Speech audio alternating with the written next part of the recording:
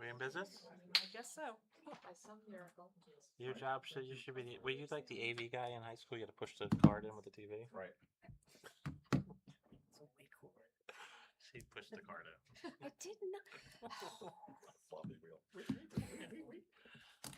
When she went, they still had the Number the 5. one where you write with. Not the as old as you. Not as old as you. All right. Welcome, everybody. All right. I'd like to reconvene the Township Committee meeting of the Township of East Amwell. Will everyone stand and join me in the Pledge of Allegiance?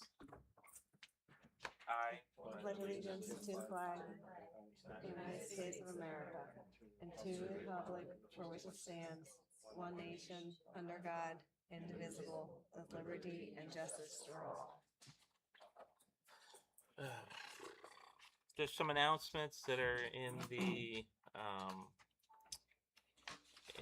printouts. Dumpster service, Great Yard on the 11th. Friday nights in the park, and the Ringo's walking tour will take place on July 18th at 10 a.m. Are you involved in that one? Nope. No. Okay. All right. That's Dave Hardy. Oh, Dave. Okay. Oh, yeah. Okay. Where are we seeing? I reach out to the state police before because the way the road is, Old York Road and all Right. that kind of stuff, all that kind of things taken care of. What are we seeing? Anything good? Well, it depends on your definition of good. So, All right. otherwise, yeah, got some neat stories. It's more Revolutionary War focused. Okay. General Lee had us encampment here. We had a great fight back in the 1700s between a reverend who impregnated a border's child, and Okay. they locked him out of the church. All right. Some interesting stories. Okay. Yeah. Good teaser. There you go. The 1700s version of Jerry Springer, I guess. All right. Here we go. Exactly. All right. We think we invented this stuff. It was around long before the talk shows. All right. This meeting is now open to the public For agenda items only. for agenda items only. Does anybody have anything on the agenda? Okay. Seeing there's no comments, I would like to close this meeting to the public without objection. All right. Next, item number 9, approval of minutes. I need a motion to approve the minutes from June 11th, 2026 regular meeting. So moved. Bev, and anybody second? Second. All right. All in Okay, favor? all in favor? Aye. Aye. Anyone opposed? All right, special discussions. We have a proclamation for Will Harrison, who I see is here and who I've got to know over the years. Thank you, by the way, for all you've done for the town. How many years were you helping us here? Would you like me to speak?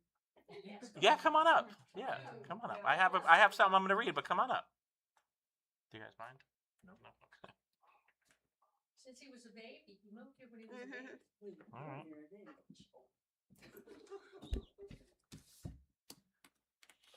This is not a long speech, It's okay. Go ahead.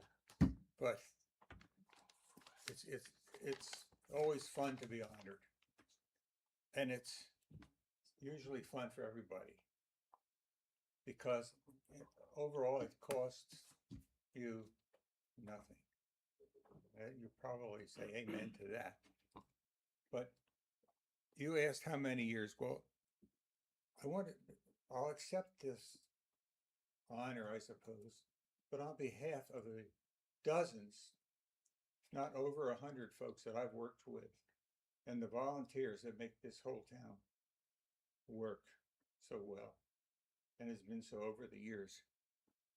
And I added up my years of service, and it's over 50. Okay. Some of them overlapped, so it wasn't like all consecutive. But I want to emphasize, I'd never aspired to do public service. Never, ever. Back in the mid-70s, you guys are too young to remember, there was trouble in River City, which is East Amwell. the school, intransigent school board wanted to fire the principal. And as parents of children in the school at that time, a whole bunch of us, dozens, got involved, called ourselves concerned citizens. And we canvassed the town. We got over 800 signatures on a petition telling the school board, do not fire principal. No, they didn't have to tell the reasons, you know, it's personnel. But we all believed it was a vendetta at some time. Anyway, 3 of us volunteered from this group to run for school board. Pete Fick, Carl Passelt, and I. We all won, changed the tenor, the balance of power in the school board. Henry Freese was then given tenure. Everything worked out well, except we still had a problem. School was overcrowded. We're trying to get a referendum through to add on to the school. And Carl Passelt and others got the grant from the federal government. And our Congresswoman Helen Miner was here to tell us, you've got $600,000. The gym, the library, the kindergarten rooms all resulted from that in about 1978. I served 1 3-year term. My work was done. I did not re-up. But that, about 15 years later, Lois Wozniak saw me recycling, said, well, we could use a volunteer to help us in the recycle. Sure, I can do that. Never aspired to do it. So so I served 1 depot. Pat Krieger, friend of mine. Sometimes there's pluses and minuses for those relationships. Pat Krieger says, hey, we have a vacancy on the recycling committee. I said, well, I guess I could do that. I got elected, or got selected. Served 1 year with Patsy Wong Iverson as the chairman. Well, she left. Guess who they elected chairman?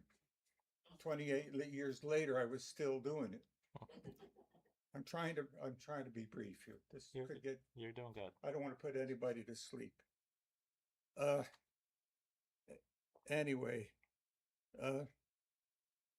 so I served 28 years, and there was a vacancy on the planning board. Will, could you take that seat?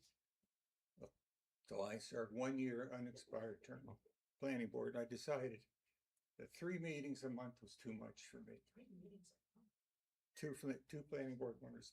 So I did not re-up. But when the planning board was working on rezoning the Valley District, we all know about that issue. We have one of the finest towns in Hunterdon County because of that resolution. First of all, the grant that built the gym, that was great. And then the Valley, rezoning the Valley District was great. So anyway, I was also on Solid Waste Advisory Council, pretty much unsung. You guys know about it. The state mandates that there be a representative from every town. I served about 17 years there. Guess who ended up chairman there?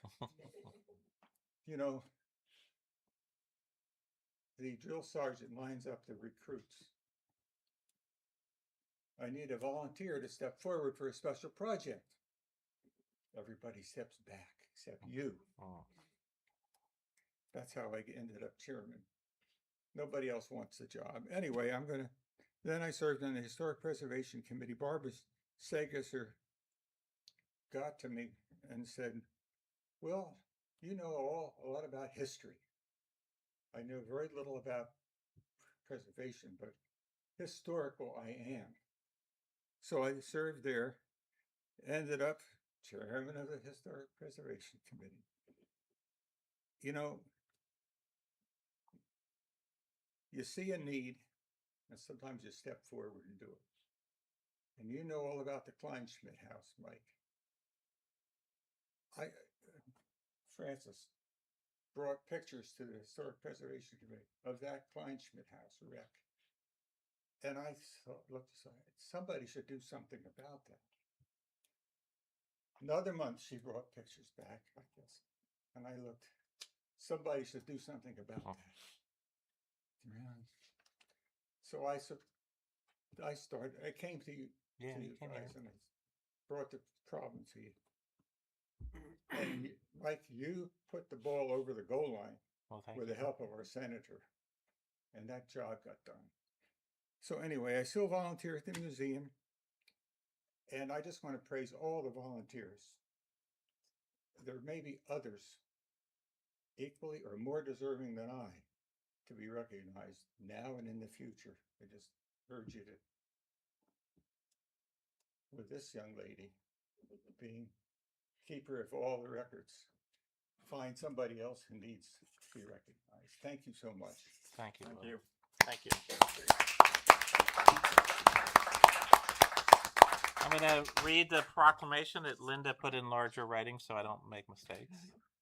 All right. Whereas Will Harrison has resided in East Amwell Township virtually his entire life, and he and his wife for 64 years, Barbara, have raised their family in East Amwell, and whereas Will played a vital role in the preservation of East Amwell's history through his involvement in various township organizations, donating his time, talents, and energy to ensure our community's rich past has a future. And whereas Will served several years on the East Amwell Historic Preservation Committee, including 2.5 years as chair, and whereas during his tenure he worked diligently to lead the committee with integrity and advocated vigorously for the committee's role in preservation efforts at the local level, and whereas under his leadership he sought to establish strategic goals designed to achieve the township's historic preservation efforts, and whereas Will also donated his talents assisting in the restoration of the Clawson House Museum and served as a decent, what is it? Docent, sorry, for the museum. A decent docent. He's a decent docent, and in which his spouse Barbara loaned her postcard collection to the museum for a highly regarded exhibition. And whereas Will has been faithful and dedicated public servant and set a standard for public service and dedication to local history for others to inspire to. Now therefore be it resolved by the Township Committee of East Amwell and the East Amwell Historic Preservation Committee that I hereby express its deepest gratitude and appreciation of Will Harrison and his family for Will's important and selfless volunteer efforts towards preserving our township's history.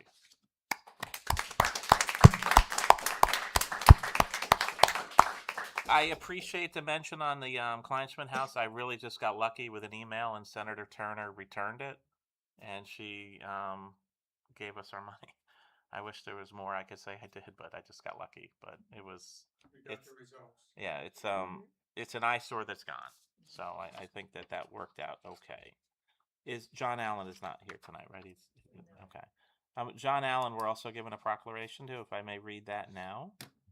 Whereas Mr. John Allen has resided in East Amwell Township with his wife Joan since 2013 and quickly became interested in and involved in the history of our community. And whereas Mr. Allen served as East Amwell Township historian for 6 years, a volunteer role in which he expended a great deal of time and energy researching the history of the township, its land, roads, and buildings, with the aim of assisting the Township Committee and the East Amwell Historic Preservation Committee make informed decisions and to advocate for the historic treasures. And whereas Mr. Allen contributions included specifically researching the Harley Landis Cemetery, the property at 20 John Ringo's Road, and the early roads of East Amwell. And whereas Mr. Allen frequently shared his knowledge through his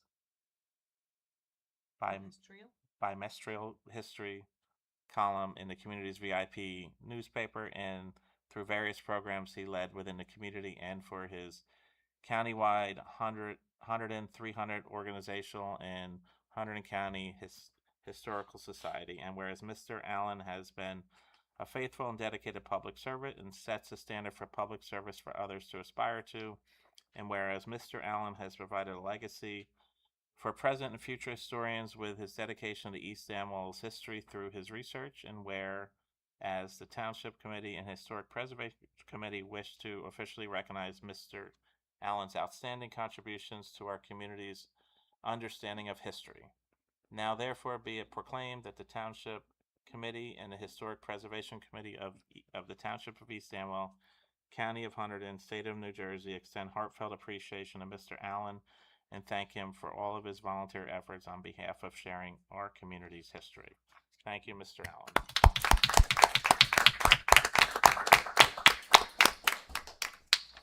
Thank you, folks. Are you guys staying for the rest of the meeting? There's cake. There's cake. You're welcome to stay. Thank you. All right. I am going to continue on. What's that? Well, can we get a picture? Here, you take the picture. Okay, so I can put it on my front. Don't look at my pictures. It's weird.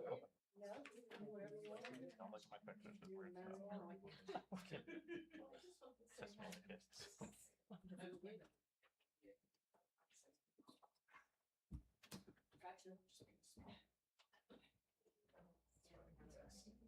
Well, Mike would. Well, like can we take a picture. picture? Or am I standing in front of this? All right. Come on up and I'll hand it to you. If it goes. Your shirt like blends in with the pink. You with CSI, I'm sorry? crime scene. Yeah, yeah, exactly. A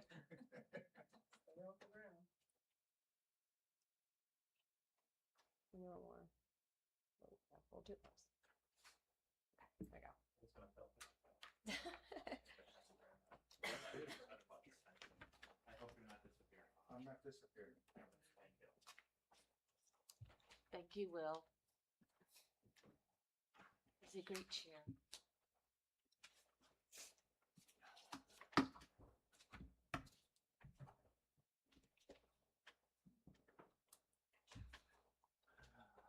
All right. Next. Your cake is in the small conference room. Next item up, I'm going to talk about the storm. Did all you folks fare okay in the storm, by the way? Did you guys fare okay? All right. Yeah. All right. Storm update. I personally did not have any damage from the storm, but I did have a chance to talk to several residents throughout the process, and I've been reflecting on what we experienced together. The biggest concern I heard was JCP&L's lack of communication. During our daily mayoral calls, they told us the damage across the service territory was comparable to Superstorm Sandy. That helps explain the scale of the restoration efforts, but it doesn't lessen the hardship for those who were without power for days. I shared our concerns directly with JCP&L and will continue to push for better communication and service. I also learned that many residents weren't sure why the township couldn't simply remove trees from power lines, while our DPW worked tirelessly to clear roads. Any trees tangled with wires must first be made safe by JCP&L before anyone else can remove them. That's not about willingness, that's about safety. Throughout it all, I was reminded what makes East Amwell special. I saw neighbors helping neighbors, farmers helping farmers, and the community coming together during a difficult week. That spirit is something to be proud of. I thank the residents for their patience, kindness, and resilience. As always, my door and my phone are on. If you have ideas on how we can better prepare for future storms, I'd love to hear them. Together, we'll keep making East Amwell stronger. For those folks on Facebook, I did engage a lot in this storm with residents that are following the township's Facebook page. And I think that was helpful. A lot of residents seem to appreciate the updates in communication. So I think we'll continue to try to do that. I tried to answer as many questions as I could through Facebook, through email, even through phone calls. So hopefully we'll try to continue to engage in that and look for ways to better communicate in our next weather event, because for sure we know that we're going to continue to have them. I do have some ideas that I'm going to bring up during new business on potentially creating a CERT team, which is a civilian emergency response team. Most towns around us now engage in that. It's not an EMT, it's not a fireman, it's not a police officer, it's volunteers, everyday people that can help complete some tasks that go on in these weather events. And I've talked to quite a few residents that have some expertise that may be able to help us in that department. All right. Next item on the agenda is special discussion for the rescue squad. I see Pete is here. So the folks, I'm talking to a few people in the audience, but for the folks at home, we've been having open and ongoing discussions about concerns with our local rescue squad. It's been going on the 4 years I've been here, and we're just continuing to try to find a way forward. And unfortunately, I think we're at the point where we've kicked the can down the road far enough. And the reason I'm going to say that, and I'm going to read a few things into the record, but for those folks who know and have been watching this issue, our local rescue squad's handling about 50% of our calls. It fluctuates a little bit month to month. And they've been relying on mutual aid from Lambertville and Flemington for the last several years, possibly up to a decade or more. And Flemington Raritan Rescue Squad stopped providing that mutual aid as of June 1st. So it all falls on Lambertville, who's handling, in 1 month, 70% of our calls or more. That relationship no longer works for Lambertville. Right now they have an agreement where they pay per call, but that relationship just is not working for Lambertville. We have had meetings with the Lambertville chief and leadership from the Flemington Raritan Rescue Squad to talk about what this may look like in the future. And that we had a meeting as recently as Tuesday night. That's with the ammo. With folks from Amwell too. All right, so let me just give me a minute to read something on the record, and this is from me. This is the committee hasn't sat down to talk about this yet. One of the most important responsibilities of your township committee is to ensure our residents have reliable emergency services when they need it most. After careful consideration and reviewing years of response data, I believe it's time to make a change in how emergency medical services are provided to East Amwell. For more than a decade, Amwell Valley Ambulance Corps has responded to approximately 50% or less of the emergency calls in the township. The remaining calls have been handled by mutual aid agencies. While we appreciate the dedication of the volunteers who have served the community over the years, the reality is this level of coverage has become the norm rather than the exception. The challenges facing volunteer ambulance organizations are not unique to East Amwell. Across New Jersey and across the country, the traditional all-volunteer model has become increasingly difficult to sustain. Recruiting and retaining enough volunteers to provide consistent, around-the-clock coverage has become a significant challenge. Over the past several months, I've evaluated the options with one goal in mind, ensuring that every resident has dependable emergency medical coverage 24 hours a day, 365 days a year. Conversation with Lambertville New Hope Rescue Squad have generated a proposal to provide that level of service. As folks may recall, several months ago, we put out requests for professional services. We got 2 requests back, one from Lambertville New Hope and one from Amwell Valley. At that point, we rejected both of the bids because it just was, the numbers weren't obtainable. Lambertville, we gave another chance for a best and final. Lambertville came up with a proposal, and Amwell Valley came up with a proposal that we will share with the public. All right, so after extensive discussions, we negotiated what we believe is a fair agreement that will provide dedicated, reliable coverage for a community. If a transition were to take place, residents should expect emergency medical services to continue without interruption. Calls to 911 will still be handled in the same way, and coverage will remain in place throughout the changeover so that help is available when needed. My priority is to make sure the transition is smooth and the residents continue to receive prompt emergency response at all times. This decision is not about criticizing the volunteers who have answered the calls and served our residents over the years. I am grateful for the commitment of countless hours of service. However, our responsibility is to make decisions based on the level of service our residents deserve today. Change is never easy, especially when it involves organization with deep roots in the community, but When lives are on the line, we cannot continue with a system that has relied on mutual aid for half or more of our emergency calls over many years. Our residents deserve the confidence of knowing an ambulance will be available when they call 911. I believe this change will provide East Amwell with reliable 24-hour medical coverage our community needs and deserves. I look forward to working with Lambertville Ambulance Rescue Squad to provide this service. So this is a statement from me as a mayor. This is a recommendation I am going to make to the Township Committee that we move forward and have full coverage from Lambertville New Hope Rescue Squad. That service will cost the township $60,000 to have full coverage. Through talking with our township attorney, the best way to do that is through an ordinance. And that'll get scheduled for a special meeting where residents will have as much time as they want to comment on that ordinance and talk about the details. With the meetings that we have had with Lambertville, for the folks that are connected to our rescue squad now, they're welcome to join that rescue squad. All right, it wouldn't be a merger, it wouldn't be a takeover, but it would be this is the plan that Lambertville's offering, that those folks that want to join could join.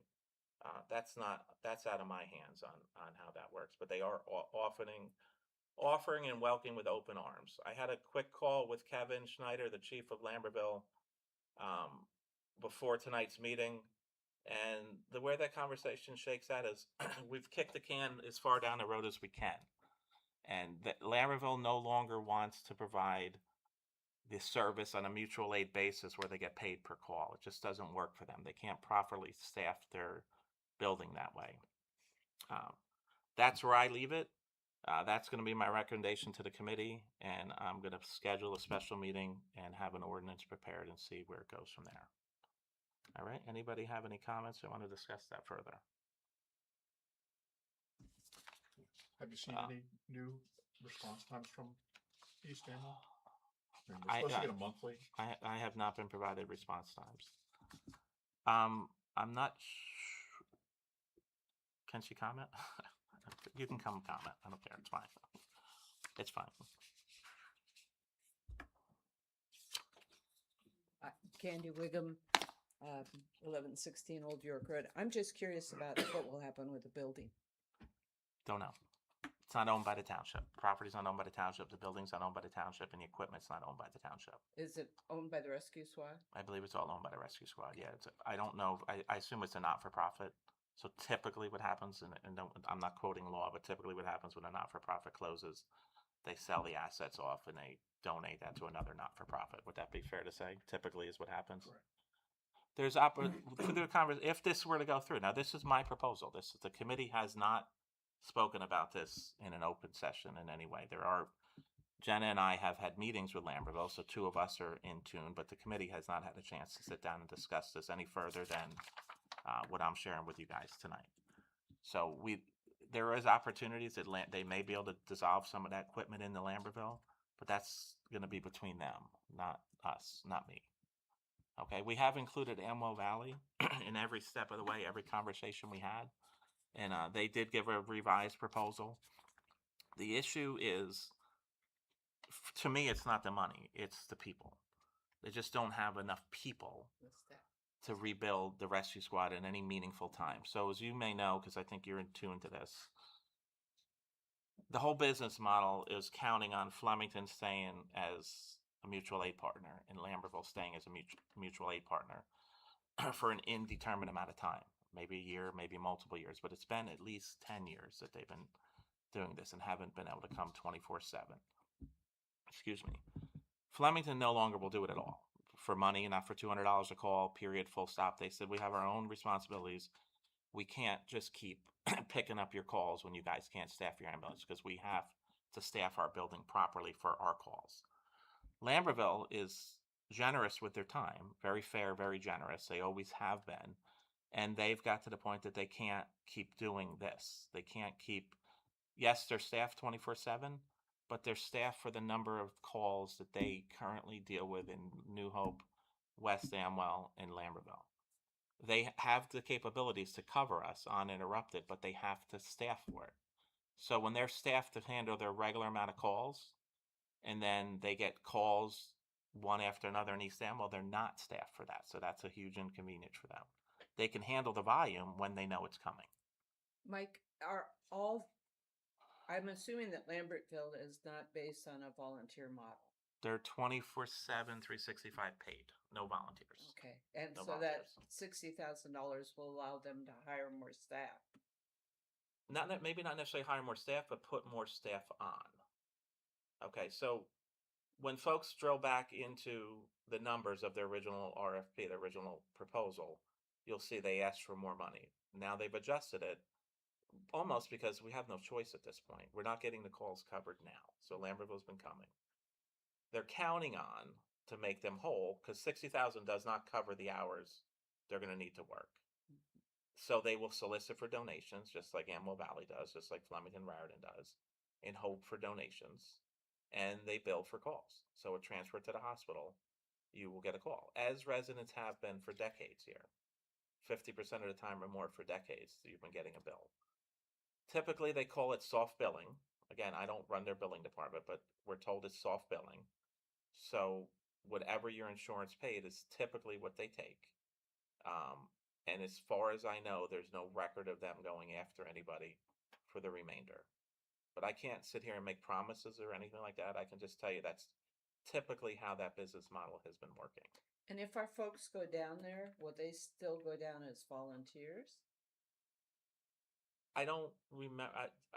Do you remember his exact position, Pete? You can comment on it if you want. It's not completely clear, but in essence, he said if there's a position and they qualify, then they could, if the staffing model allows, they could be hired, but they still do have part of their model that allows for somebody who's not being paid, Okay. being a volunteer, to work there, to be on their trucks, but their qualifications are a little bit different. They have to have 2 BMTs at the same time, so it's never just one person. It's always got to be at least 2. Thank you. Thanks for the Okay. clarification. It's good to know. We'll continue to talk about this over the next 2 months because if we do an ordinance, you're welcome to comment, Francis. I was going to say, Candy, too, before you go. I got the vibe that there's about 6 members of the rescue squad that are typically the ones responding to the phone calls. Half of them already work for Lambertville, so they kind of already have a place to. I know not in a volunteer capacity, but they are already there. Yeah. So what Jenna's suggesting is what we learned this week was the 5 or 6 active EMTs in East Amwell. Half of them are already riding and paid by Lambertville. So there's been conversations amongst the workers, the EMTs, for a while. This is not like coming. Obviously, this isn't coming out of nowhere. You've heard us talking about it. Yeah. And the model is just tough. It's not working, and It's not it working holds in a lot of places. it holds. Oh, yeah. It's not working anywhere. Yeah. It holds together if the mutual aid partners, if it works for the mutual aid partners. It does not any longer work for the mutual aid partners. That's the biggest issue. Because if somebody says, why can't you give them more time? It's not my time to give. Yeah. It's Lambertville's time. It's Flemington's time. It just doesn't work for them because they're getting a random call on a Saturday when they're not prepared for it is not helping them at all. And again, I don't want to take a lot of time, but I know this is a statewide problem, and I know it's been brought up to the state. Is there any movement by the state? There's a bill sitting somewhere that could clarify some of this and make it a required service. Well, I'll get to you, Francis. Make it a required service, but for me to comment on any more than knowing it exists wouldn't be fair because I don't know what it's going to look like. And is it going to be another unfunded mandate where the state of New Jersey says you need to provide a rescue squad service? Okay. Where am I getting the money from? Yeah. Right? I mean, I know you've been following for the last couple of years and you and I have talked that these operating budgets for these rescue squads are $800 to $1 million to staff. It's $150 an hour is what we learned to pay 2 EMTs to sit in a building to respond to calls. Run the math out. That comes out to $800 to $1 million a year, depending on other costs. So we're getting that level of service for a lot less money. Now, we only handle a couple hundred calls in East Amwell compared to the 1,500 they're already running. So they can make it work by strategically adding staff to their schedule to cover our calls. and that's what they do for a living, not what I do for a living. Okay, go ahead, Francis. You can comment. Yeah, what about the 4-H fair? Who's going to be staffing the 4-H fair? And the Emerald Valley Squad has agreements with other municipalities. Are you hopefully are not gonna ban them from operating for their current and folks moving forward on that? And are you going to be tracking the time to calls and the mortality, morbidity stats that will generate over town? It's just like over time. Nothing against Lambertville or even Raritan, but there's been a lot of growth in the area. There's a lot more people. That's probably why Raritan can't do it. But, you know, time to the scene, if it's a serious issue, is safety and lives too. So there's a couple questions there to answer. So I would say to that is we've already introduced the response times into the record. They're all within moments. Of course, there's going to be outliers. But what I say to a comment like that is, what do you say to the 50 to 70% of the calls that Amwell Valley is not responding to now? Well, they've been being picked up under mutual aid, which has been sort of successfully sort of gutted. From what I hear, I've not been involved in the process, but I do know from friends in other parts of the state that the hospitals and the professional EMTs are pushing legislation through at the state to require the 2 EMTs, and a lot of it is revenue driven because the hospitals and the EMTs will bill for anything and everything. And a lot of what happens in East Amwell, it's not advanced life services, it's not ALS. You know, it's going to have to be worked out, and at my age, I probably won't have to worry what happens in the next 5 to 10 years. I'll just crawl in a car and drive myself. So, well, just to close out on that, what I would say the response times, yes, of course, we'll continue to review them. Those records are all not hard to get. They keep them. When you mentioned about the other towns they service, that's not anything to do with me. We can only decide who provides services in East Amwell Township, not what other towns they want to provide services in. I don't remember if there's one more thing I'm missing from what you said, but The fairgrounds. the fair. We talked to Lambertville about that. The way they handle what they call standbys, they bill for service. They would be happy to stand by at the fair. I think he mentioned 1, possibly 2 ambulances, depending on what the fair requested. But they don't. It's not a free standby. No, it's not. And who pays for that? The fair. township or No, the fair. The fair. The fair makes money. The fair's a business. They can cover the cost of an ambulance sitting there. Okay, that's just unfortunately. That's just the world we're in today. That it costs money to run these services, and it's you could say it's unfortunate or not, but that's the reality, and that's what I'm trying to address here is the reality we're in. Okay. Any of the committee have comments for further discussion? Yeah, I mean, I've been involved in the meetings recently and stuff. I don't see any way moving forward besides the recommendation you're making. I mean, I think we've tried for years to figure out a solution that works. And like you said, their number one priority right now is our residents receiving services. And Lambertville can provide that 24/7, 365 days a year for a cost that we can handle and know our residents have coverage.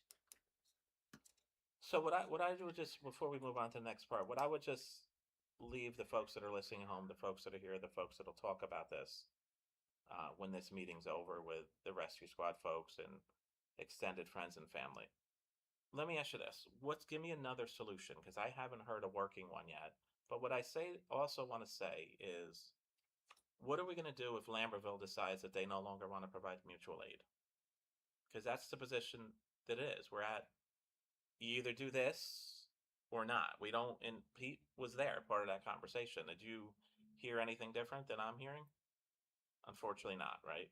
That's where we're at. He's like, we can no longer do this. This is the only way we can do it. So what I would like to ask the folks that say, well, why are you doing it? We're at that fork in the road. They're either not going to help or it has to be this way. And of course, they'll stand by us while we go through this transition and work out our issues and things like that. But what left me happy from that conversation is the folks that want to still serve from East Amwell can still serve. They're not gonna, they're an asset. That's a big certificate to have to be an EMT. So there's no sense on letting that waste if they want to serve. They're just going to do it in a different color vehicle, in a different color t-shirt. So they also mentioned, I know Amwell Valley has a large group of other volunteers that are less than EMTs, that are drivers and things like that. Well, they don't have a model for those folks right now, but they said, come talk to us. We'll be happy to talk about what we can do with those folks if they want to serve in a different capacity. The president of the squad was there. She's like, there's things they can do to help in the office. So folks that want to serve, they can serve. And what I keep going back to, if it was just about providing Amwell Valley with a dollar amount so they can fix the issue, the committee would have that real hard discussion on how much we can pay. But it's not that simple. It's not just a dollar amount. There's a dollar amount, but it's for how long? And then what do you do when your partners aren't going to stick around that long? So that's the road we're at. And the first thing about rebuilding is you have to be honest on where you are. And that's just where we are today in this state in 2026 this summer. And my position is to address it this way, put it on the record, open it up for an ordinance, let the residents that want to come in and comment about it and ask questions, come in and comment about it and ask questions, and we'll go from there. But if somebody can offer me a better way forward, we'll talk about it. Go ahead, you can comment. Have you gone to the county commissioners to see what they can do to help? I mean, years ago, Fred Brown was trying to get a countywide police service going. The county is in a better position with the state and with all of these little municipalities like us to provide the financial aid that might be able to fiscally support the little mini towns like us, or else they're all going to disappear. So the short answer on that, first of all, I don't know what Fred Brown tried or didn't try to do, but I did not call anybody from the county. Well, may I ask that you contact or somebody, Janet, talk to there's always going to be freeloaders to me, the freeholders, to see what is the county aware of what's happening and what is their response to it. So to comment on that, the county is aware of what is happening in the small municipalities. I don't know about the commissioners, but the director of OEM called me personally to tell me that this is a problem, that you guys aren't getting an ambulance out, and we had to send an ambulance from White House for 2 calls in East Amwell because Flemington won't take the mutual aid calls anymore, and it goes to the next staffed building, and Lambertville was on a call, so the ambulances came from White House for 2 calls. So I talked to the director of OEM. They are well aware of all the problems in the small towns, but it's not their responsibility, right? It's not the county's responsibility. They will help in ways they can, but money, it goes back to money. If you're suggesting the commissioners can give us money, money's not going to help this problem. It's not. It's not going to help Amwell Valley have EMTs to answer calls, right? So most rescue squads in this county have already merged or folded into one another. You have something that's called South County. That's all through like Clinton, Lebanon, High Bridge. I don't want to quote a bunch of towns because I don't know all of them that are in it, but it's a bunch of small towns that already folded in with Clinton Township, and they call themselves South County. Flemington's already handling a huge, if not all, half part of Reddington, all of Raritan, pieces of Delaware. They've been coming here for 15, 16 calls a month, and then Lambertville. So, yeah, everybody's aware of the problem, but nobody can give a solution. That's the problem, and this is a solution. I would still ask that, I guess we as residents need to go to the county commissioner meeting and raise the issue and ask them to put their oar in the water to try to see what they can do for the safety of all of the people they collect taxes from. You're welcome to do that. I will, and I sort of ask that, there's 4 of you here tonight, 5, that somebody come and go down there and we try to do it. I know that with the storm, and I shared, there were horses and there were animals that had no water, and I found a source and hauled it out, but there's no CERT program for animals and farms and things like that, and that was talked about 15, 20 years ago. You know, there are improvements and things that can be made better, but Macy has to talk to Gimbals, JCP&L has to talk to Xfinity, because they're different and not coordinated particularly well. And the county is in the perfect position to step up to the damn plate. That's just my 2 cents, but, you know. I appreciate the feedback. All right, anybody else wanna, Thank you. anybody have Yeah, anything? I mean, I Go think ahead. what's scary is that we're in a situation now where, 50 to 75% of the calls are being handled by Lambertville. We cannot risk playing around because if they leave, we don't have coverage. Yep. And that's really scary. And they've been doing this for so long. They've told us they can't do it any longer. It's the only, we've been looking into this problem for years and years and years.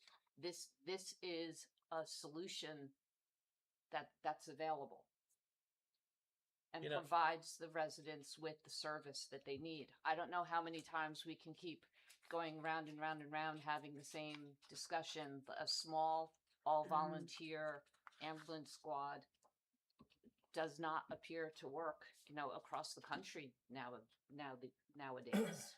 So I don't know what else we can do. The squad isn't coming up with answers. It's not really, we're trying to make sure we have a contract with a squad that will get the services our residents need. It's not up to us to create the system. We keep trying to bring people to the table, but we're not running their squad. I don't know what the commissioners would do other than say, so this squad is having problems. You have another squad who wants to take over. What do you want from us? Yeah, I kind of feel that's the answer we would give to something like that. So, but I mean, I'm not going to go ask them for anything because money's not going to fix the problem, and they can't provide the EMTs. There are grants that we put in for, but those are capital grants, not personnel grants. So the issue is people. It's not. Yes, money matters, but the issue is people. And when we have a viable service that appears to be an affordable rate, it's the only option that's viable. So again, I think we'll continue to have this conversation. We're going to have it over the next couple months, or at least 6 weeks or so if we do a special meeting. But what matters the most now, and what made a sense of urgency, is Flemington already backed away, and Lambertville can't keep doing what they're doing, picking up the pieces. So that's where we are. That's why we're here. I think we've been fair, including leadership from Manuel Valley every step of the way. I hope that at least Pete's here, maybe to represent him. I hope he feels that he's been included in the conversation. I believe there was no other solution available at the end of Tuesday's meeting that is viable, that's workable. So that's why I'm here tonight, to make that recommendation, and I think the committee is going to talk about it in the open, in the public. And as you can see here tonight, I've opened up the floor, probably against some people's, it's kind of breaking our rules, but I think it's an important enough of an issue that we can have this conversation. So I'm going to do it, and I'll continue to do that. All right. I have one thing to say. Again, I'm not going to speak for, Amwell Valley, because, I'm not them, but this is how my brain is working. I mean, if I wanted to be an EMT, I think that takes a lot of pride. And that was their first thing. I want to become an EMT or, whatever, paramedic. So that was the go-getter. And they just so happened to fall under Amwell Valley, which is lovely. And I get tradition and all that kind of stuff. But their main priority, again, I'm not speaking for them, would be, hey, I want to be an EMT and, be a paramedic and go out on calls and this, that, and the other thing. And Lambertville seems to be accepting of this. So I think that could be a good thing. My opinion. Okay. All right. All right. I'm going to move on unless anybody else has anything they want to add from the audience on that. All right. Number 11 is standing committees. Number 12, ordinance 26-14, second reading. Linda, can you please read by title? capital ordinance to authorize the purchase of new or replacement DPW equipment and vehicles by and for the Township of East Amwell, County of Hunterdon, State of New Jersey, and the expenditure of $70,000 from the Capital Improvement Fund for the financing thereof. All right, so this is going to be a new pickup truck for the DPW. It's going to be the vehicle that the DPW superintendent drives. That number is basically what a new F-350 or 250 costs with lights.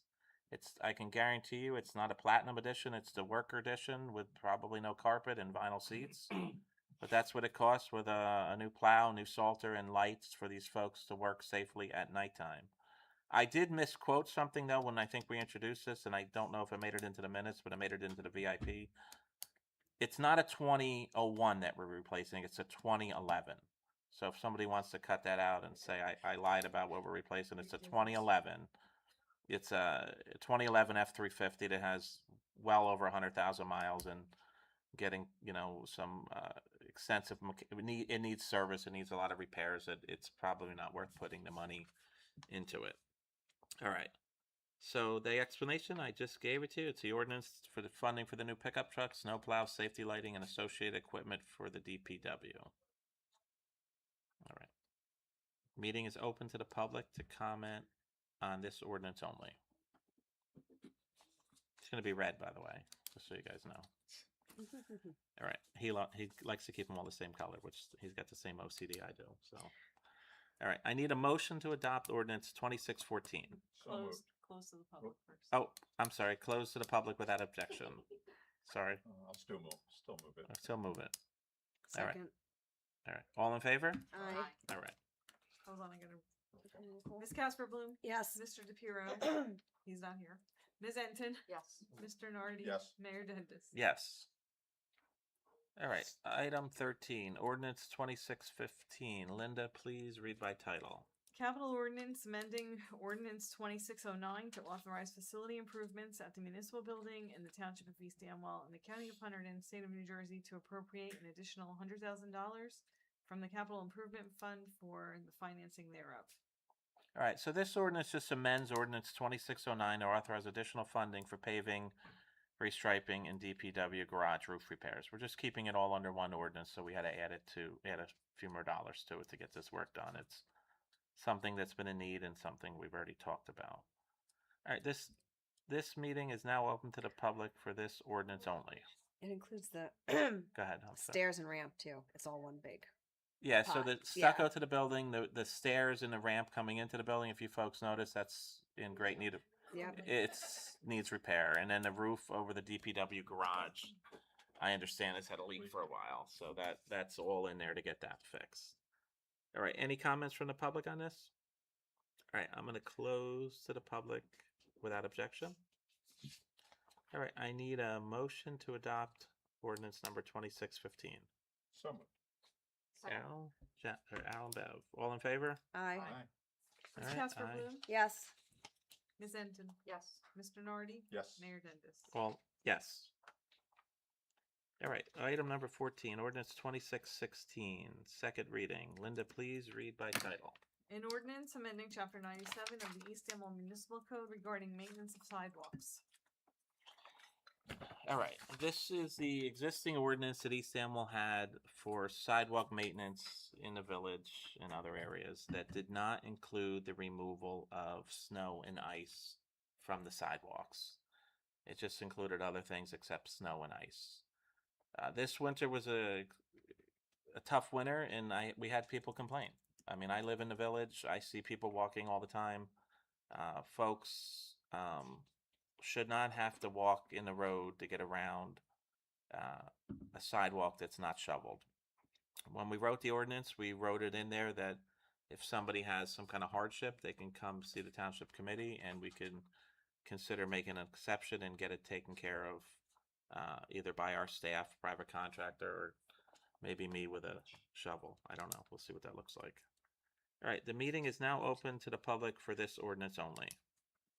Anyone from the public want to comment on this? All right, close without objection. I need a motion to adopt ordinance 2616. So moved. Second. Jenna and Al, all in favor? Aye. All right. Ms. Casper Bloom, Yes. Ms. Enton, Yes. Mr. Nardi. Yes. Mayor Dindus. Yes. Item 15 is the consent agenda. May I have a motion to approve resolutions 26-105 through 2614? 114. 114, I'm sorry, 114. So Can I? moved. Yeah, anybody want to comment on I them? do. Go I want to ahead. comment on 110 before we move it all in. Okay. So this is just in regards to the North Hill Road improvement that we have covered and totally by grant money. We were supposed to award by August, but we have had to file for a 6-month extension because they discovered some, ironically, there's a historic district of the Inch Lines Linear Multi-State Historic District, and it refers to World War II era Big Inch and Little Inch pipelines built to transport crude oil and petroleum away from the German U-boat attacks. It goes across 9 states. So we had to revise our plans and they had to go back to DOT. And so that's what's going on. I'm sure they're going to grant the extension, but that's what's delaying the process. Northville Road too. Losey Road, that ditch. So, The pipeline too. Okay. That's a newer pipeline. so I just wanted to comment on that before to let everybody know what's going on. Okay. So that was it. Well, Linda, what I'm picking up here though, 11 or 111, that's not the same resolution that we're going to introduce. No. That's different. Okay. All right, that's fine. All right. All right. Did we Any? get a second on the resolutions? Yeah, Jenna was first. I thought Al I seconded. had Mhm. Al as first. But All it's right. fine. Okay. I'll second. Okay. All in favor? Aye. Anyone opposed? Ms. Casper Bloom, Yes. Ms. Enton. Yes. Mr. Nardi. Yes. Mayor Dindus. Yes. All right. New business. I'm going to talk about this one first. So I need a motion to authorize our planning board attorney for collection actions. Is that worded? Yeah. Fine enough? So- Fair enough. So moved. Second. Okay. All in favor? Or you want to do a roll call vote, but then all in favor? You can do all. Okay. Ms. Casper Bloom. Yes. Ms. Enton. Yes. Mr. Nardi. Yes. Mayor Dindus. Yes. Okay. Next thing under new business, I mentioned it in the opening part of this meeting. What I learned coming through this storm is there may be, and this is something one of the things I'd hoped to accomplish when I got here a couple of years ago, is looking at developing a larger footprint with our Office of Emergency Management. There's something that a lot of towns around us are doing. It's called a CERT team. It's a Citizen Emergency Response Team. It's a way for ordinary folks to help us out in these emergency situations where they can be involved at different levels. And it could be some simple things, even before storms hit, just volunteers going around looking at areas that may need attention, that we can contact our JCP&L representative, our PSC&G representative, and others to hopefully prevent some of these actions. So what I'm asking here tonight is I'm asking for the committee's permission to pursue this, at least talk to the county, because that's my understanding the county would have to approve it, the county OEM, at least asking you for permission for me to look into what this would look like for East Amwell if we wanted to develop a citizen emergency response team. I have talked to our current OEM folks, and they're all for it. You know, they want to look into it. I have had professionals from the community. His personal friend, he's a retired police chief and a active duty fire captain that are interested in helping us move this forward. And also Tim Matthews has got a background in this, and he's approached we had a conversation about he'd be interested in helping us. So That's great. he has some education in this. So there might be some room that we can get more folks involved. And I saw your comment, Francis, too, online about the water. Like maybe some of these things that are falling through the cracks, if we have more folks trained, we can talk about that and get folks out there in the community. I did learn. Same thing during Sandy with the water to farms and animals. Yeah, I get it. It's just what happens in these storms is people sometimes don't know what to do. So they look to the town, right? The town can only do so much. The town most of this stuff is private business, JCP&L, we don't control. The trees are mostly coming from private property. So there's a lot of moving parts there, and we do what we can. I did find, I think, the engagement I had online throughout this storm was helpful. People seemed to appreciate getting the updates. So we'll look at that, and if we can get something like this off the ground, that'll just be maybe somebody else that can help that and answer some of these questions, because I did take the time to try to answer everybody, except some of the comments that were just like completely foolish and in left field. It wasn't worth it. But everything else I thought was worth to get back to somebody. I find that people, and I can tell you as a police officer, people just want to know what's going on. People just want to know, like, hey, does anybody even know I'm out here? Does anybody even know I lost my power? And so I get all that stuff. Like, I mean, people, somebody, was upset with me because I wasn't experiencing a power loss. I was fortunate, and I felt for the individual, but also it's important. A lot of folks in East Samuel have been through this before. A lot of folks have generators. A lot of folks have a plan, so they're able to, weather it for a couple days, for lack of better wording. But also those folks, after 4 or 5 days, they it's enough. Like, they need water. Somebody asked me about the municipal building and showers. We're not really equipped for that. That's the county. The county has those facilities, and it was an awful weekend for this power outage with the 100-degree weather. Yeah, it was awful. They closed the library. Yeah, well, I mean, July 4th, I would think it would You're close. probably right. You're probably right. But our doors, at least during business hours, folks are welcome to come here, charge their phone, use the bathroom.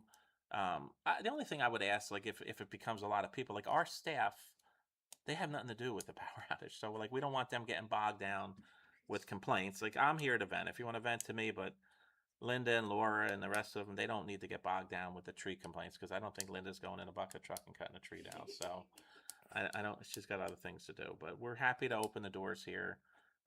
Folks can come here and sit here and probably even get on our Wi-Fi, I guess, if they want to watch a movie or something on their laptop. So that's happening.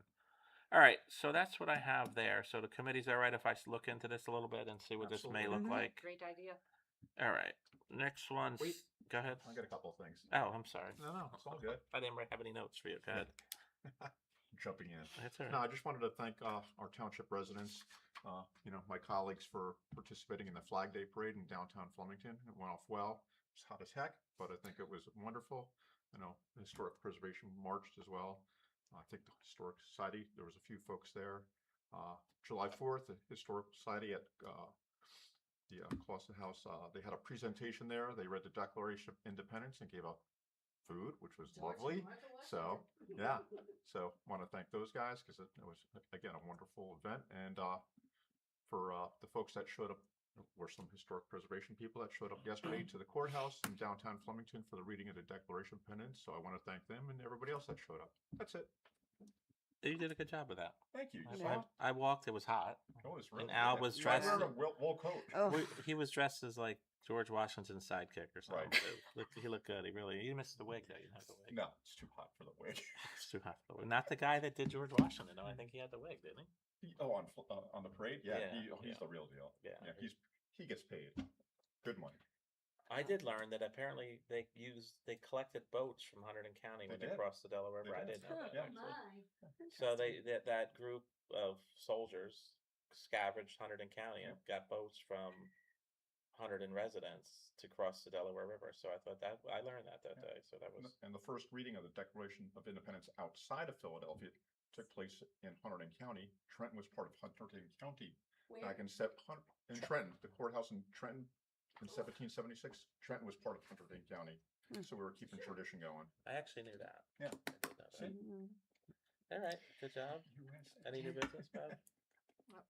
Jenna, any new business? Just an update on the shade, which is the bane Oh, of yeah. me and Al's existence. I don't know what the delay was. I'm gonna give them benefit of the doubt and say it was the heat, but they are supposed to be starting on Monday. If that does happen, that part of the playground will be closed for a few days. We'll make sure to notify residents and stuff, but I've been told construction will start on Monday, and to install the poles, it's going to take about 4 days, and then we'll see what happens after that. And I don't know if you want to give an update on the tennis courts. Construction has started on the tennis courts. I'm trying to post like timeline pictures as we go. So that's underway. They got halfway through today, milling the old courts, and they had to stop because of the rain. It got too heavy, I guess. So they're going to be back tomorrow to finish milling. I think the original plan was finish milling today, pave tomorrow. but I'm not 100% sure. So that's probably going to move forward a little bit. But we're looking at a good month to 6 weeks before we're up and running, because they need, when they put the blacktop down or whatever, the tennis court mix, it takes 30 days to cure before they can paint it. And then there's a delay with the fencing folks. So it's just the way it goes. Yeah, no, I know. It's just, but they're in contact all the time. It looks good. They don't see any unusual problems with what they've already milled up. They feel the base is in pretty good shape. They did comment that the original blacktop or tennis court mix, if you will, was very thin. So back when it was done, I don't know. They just said it was thinner than usual, and so whatever that means. But that happened. All right. Anybody else on that? All right, we're up to 17, approval of bills. Can I please have a motion to approve the July 9, 2026 bills of the evening? So moved. Jenna and Second. Bev. All in favor? Aye. Anyone opposed? Ms. Casper Bloom, Yes. Ms. Enton, Yes. Mr. Nardi, Yes. Mayor Dendis. Yes. All right, approval of administrative reports. Can I please have a motion to approve the administrative reports? So moved. Second. Al and Bev. All in favor? Aye. Anyone opposed? Do you need a roll call on that? Okay. Anything? Is that it? Let me see. All right. This meeting is now open to the public. Rita, come on up. Are you under 20? I thought I'm under 20. Okay. I'm daydreaming here. Well, I started out to ask a generalized question, and now I have a few comments. The most important of which is there's this wonderful cake back there with yummy icing and whatever that the person who brought it did not want to take it home. And Will Harrison's granddaughter is getting married tomorrow, so they don't need cake. So anyway, it'll be left in the refrigerator here if nobody wants cake. Okay. Do you want cake? Anyway. But I'll let the employees Yeah. know tomorrow. Anyway, and then my comment was going to be that in terms of what you brought up about helping people and stuff like that. Oh, residents helping residents. According to Will's wife Barbara, am sort of young. At almost 79, I'm a youngster. But anyway, I was out of power from Friday night till whenever, a few days ago, and I ended up resorting, fortunately I went to the grocery store, and the guy next to me who lived in East Amwell told me the water's free. I was using 2 gallons of water to flush a toilet, and I had put in plants in 100-degree weather the week before. I'm watering plants with buckets of water, things of water. So, I certainly will be available to help, and, since I still drive. Thank you. And I sort of have my I wits did. about me. I was following you. You were on social media, and I'm like, Yeah. wow, she's surviving. Like no complaining, nothing. Well, here's what happened. The first night, I was at Unionville watching 1776 movie when all hell broke loose. It uprooted their tree and did all this stuff over. But the power came back on that night at 10:30. The next morning around 10, it went off. Saturday was brutal. I'm lying on the floor on a sofa cushion in front of a window after it started raining, and then I got up and went to bed later. But Candy, I slept at her house on Sunday night. So anyway, I survived it, and I know how to survive things. So You did a good so I You just do. wanted to say that, and I appreciate it. survive I know there were things. people complaining. I kept saying, it was a holiday weekend. Even if people could be called back for double time, they're on vacation somewhere. They're not necessarily in town. So Right. I just do appreciate all your updates. Thank you. Thank you. Thank you. You had some, Francis? Did you have some? I saw your hand up. Okay, you're good. All right. Come on up.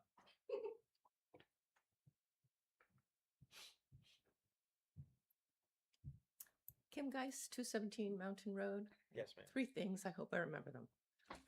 You about Lamberville, the contract with them, is it a perpetual contract? Is it annual contract? And that's something to think about. Are we locked into the 50,000 for a longer period of time, or could it be raised?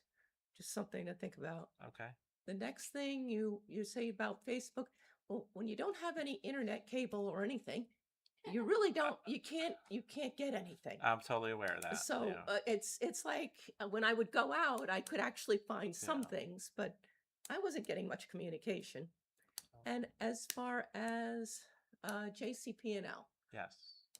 I've had many conversations with the people that would come take the trees or do whatever else.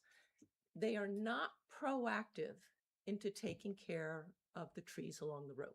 They're just not. They don't. You point out the tree. I point to the trees that they should look at. Well, it's not on our schedule, and it doesn't end up on their schedule. Some of these trees come down and don't hurt the wires. Some of them do, but they are just not proactive. They had this whole thing when they were taking ash trees. They didn't take all the ash trees. So now we have those dead ash trees that are still there. They're just not good at it. And they haven't been good at it for a lot of years. And what's worse is we allow people to plant trees under these wires. I've watched many homes. They put these nice little trees that are probably within about 5 feet of where the wires are. Those trees will grow. And can we stop people from doing this? Maybe there's an ordinance that you can't plant certain types. Now, if you had a smaller tree, any kind of smaller tree that does not grow the way an elm or an oak, or even those tulip poplars, which are a little worrisome at times, but they just let people, we let people do it, and we don't say anything. So I'm just, that concerns me, and it's been that way for a long time. And I have one very big tree that has been a little iffy at the end of my room on my property. It's a beautiful tree, but because of the road, it tends to have these branches fall down, which has been a bit of a problem. Do I want to see that taken down? Absolutely not. And apparently the road was built around it because it goes right around the tree.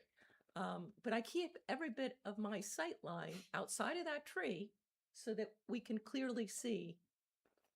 But not everybody does that. And I just got surprised because when we moved there, we put up our house on our, what's the map they give you?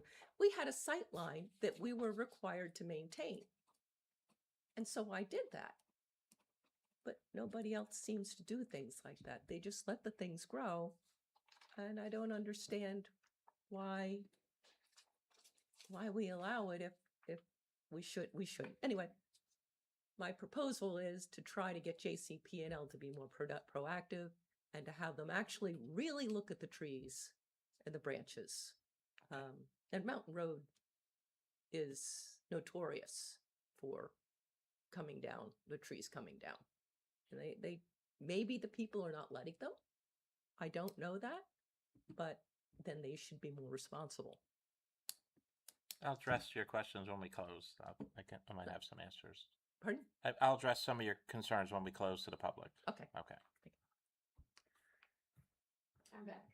Just to follow up from what she said, and of course, with no power, I drove all over Timbuktu with air conditioning on, but I also have an iPhone and an iPad, and I hotspotted. I'd sit in the car with air conditioning on and be on the internet. That's how I was on the internet when I had no power. And it's an easy thing to do. You just get somebody, a child or a grandchild, if you don't know how to do it, to set it up for you. Bye. Thank you.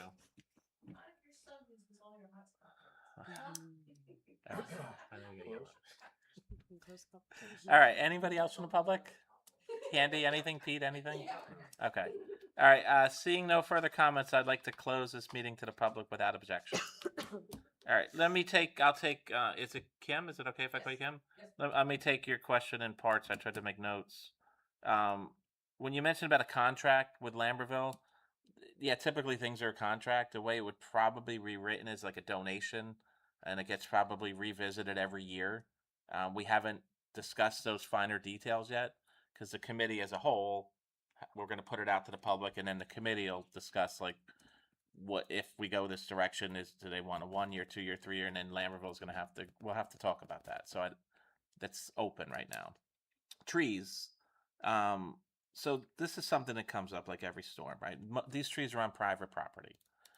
We can't go on the private property and cut the trees down. I've asked extensively. Hold on, with JCP&L. Here's what I'll tell you. And sometimes when you're talking to the workers in the field, they might just be yesing you to death and not going to ever do anything about it. If you see a hazard, email one of us, email the clerk, give us the address. We have a contact, a representative that we can get that information to. In the past, we've had good luck with getting them to take care of that issue. Now, typically the way that works is they're still going to need permission from the landowner in many cases, unless it's a true hazard, an emergency, things like that. When you talk about can we meaning I assume you mean the government, can we stop somebody from planting a tree under the power lines? The short answer is no, not really. Is it the smartest place to plant a tree? No. This township does not have any meaningful tree ordinance that we can address a lot of these issues. And tree ordinances in East Amwell, like a lot of ordinances, are very sensitive. People in East Amwell want to be left alone. They want their property rights. They want to be left alone. They don't want to be bothered with multiple ordinances. Would those ordinances help? I don't know, because somebody's going to have to enforce them. And what if it's your house and we tell you have to take a tree down and you refuse to do it? Are we going to come onto your property and cut it down? Probably not. So it's something that should and could be talked about further. But I will tell you, things like that are very sensitive in East Amwell because people just really don't want folks like us meddling in their property. And I don't disagree with them to an extent. But we're close to the public, but you and I could chat after if you want to talk further about it. So, but we could talk about the tree ordinance here if you want to come back and put something on the record. We could talk about that. And I think I covered what you had. The right of way we talked about, that's their property, not ours. So it's very hard for us to do anything in a public right of way.